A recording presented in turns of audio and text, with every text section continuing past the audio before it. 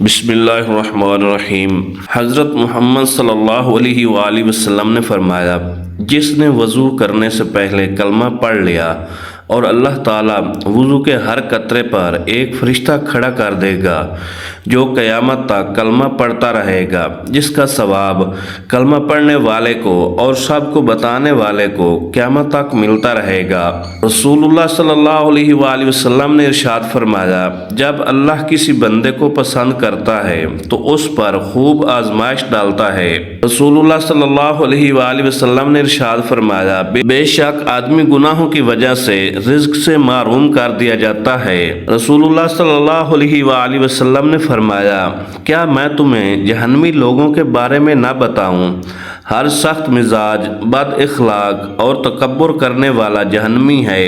رسول اللہ صلی اللہ علیہ وآلہ وسلم نے ارشاد فرمایا، تم خود کو پاک مت کہو، تم میں سے نیک آدمیوں کو اللہ جانتا ہے۔ رسول اللہ صلی اللہ علیہ وآلہ وسلم نے ارشاد فرمایا، اپنی نیت کو ہر کھوٹ سے پاک رکھو، جو عمل کرو صرف اللہ کی خوشنودی کے لیے کرو، تو تھوڑا عمل بھی تمہاری نجات کے لیے کافی ہوگا۔ رسول اللہ صلی اللہ علیہ وآلہ وسلم نے ارشاد فرمایا، صبح کا آغاز صدقے سے کیا کرو، کیونکہ مصیبت صدقے سے آگے قدم نہیں بڑھاتی۔ نبی کریم صلی اللہ علیہ وآلہ وسلم نے فرمایا، آدمی کے جھوٹا ہونے کے لیے اتنا ہی کافی ہے کہ وہ ہر سنی سنائی بات کو آگے بیان کر دے۔ رسول اللہ صلی اللہ علیہ وآلہ وسلم نے ارشاد فرمایا، زیادہ مال جمع کرنے والے لوگ اللہ کی نظر میں حقیر ہیں، مگر کثرت سے صدقہ کرنے والے اللہ کی نظر میں محبوب ہیں۔ رسول اللہ صلی اللہ علیہ وآلہ وسلم نے فرمایا، اللہ تعالیٰ فرماتا ہے، میرا بندہ فرض ادا کرنے کے بعد نفل عبادتیں کر کے مجھ سے اتنا نزدیک ہو جاتا ہے کہ میں اس سے محبت کرنے لگ جاتا ہوں۔ رسول اللہ صلی اللہ علیہ وآلہ وسلم نے ارشاد فرمایا، سب سے پہلے جو چیز انسان کا ترازو اعمال میں رکھی جائے گی وہ انسان کا وہ خرچ ہوگا جو اس نے اپنے گھر والوں پر کیا ہوگا۔ رسول اللہ صلی اللہ علیہ وآلہ وسلم نے ارشاد فرمایا، لوگوں میں بدترین شخص وہ ہے جو اپنے گھر والوں کے حق میں تنگی کرنے والا ہو۔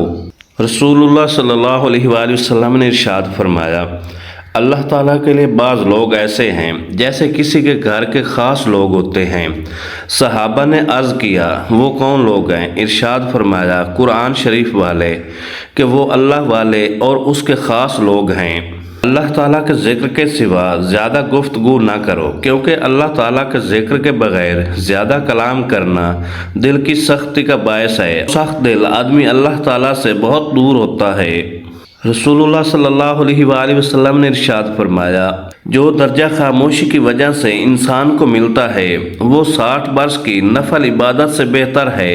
رسول اللہ صلی اللہ علیہ وآلہ وسلم نے فرمایا، کامل مومن وہ ہے جو خوش اخلاق ہو اور گھر والوں سے نرم سلوک کرنے والا ہو۔ رسول اللہ صلی اللہ علیہ وآلہ وسلم نے ارشاد فرمایا، لوگوں پر ایک ایسا زمانہ آئے گا کہ روپے کے بغیر کوئی چیز کام نہ دے گی۔ اور رسول اللہ صلی اللہ علیہ وآلہ وسلم نے فرمایا، اللہ تعالیٰ فرماتے ہیں، میرے ذکر کے لیے وقت نکالو، میں تمہارے کاموں میں برکت عطا کروں گا، ورنہ دنیاوی کاموں کی کثرت تم پر اس قدر مسلط کر دوں گا کہ تمہیں فرصت ہی نہیں ہوگی اور سکون سے محروم ہوگے۔ رسول اللہ صلی اللہ علیہ وآلہ وسلم نے ارشاد فرمایا، جو آدمی غصے کو پی جاتا ہے اور غصہ کرنے پر قادر بھی ہوتا ہے، اللہ اس کے دل کو ایمان سے بھر دیتا ہے۔ رسول اللہ صلی اللہ علیہ وآلہ وسلم نے فرمایا، اللہ نے تم پر ماں کی نافرمانی حرام قرار دی ہے اور والدین کے حقوق نہ دینا اور ناحق ان سے مطالبات کرنا بھی حرام قرار دیا ہے۔ رسول اللہ صلی اللہ علیہ وآلہ وسلم نے ارشاد فرمایا، مسلمانوں، اگر تم میں سے کوئی چاہتا ہے کہ وہ اللہ سے باتیں کرے تو اس کو لازم ہے کہ قرآن پڑھے۔ رسول اللہ صلی اللہ علیہ وآلہ وسلم نے ارشاد فرمایا، مسلمانوں، اگر تم میں سے کوئی چاہتا ہے کہ وہ اللہ سے باتیں کرے تو اس کو لازم ہے کہ قرآن پڑھے۔ رسول اللہ صلی اللہ علیہ وآلہ وسلم نے ارشاد فرمایا، قرآن پڑھا کرو، کیونکہ قیامت کے دن یہ اپنے پڑھنے والوں کے حق میں سفارشی بن کر آئے گا۔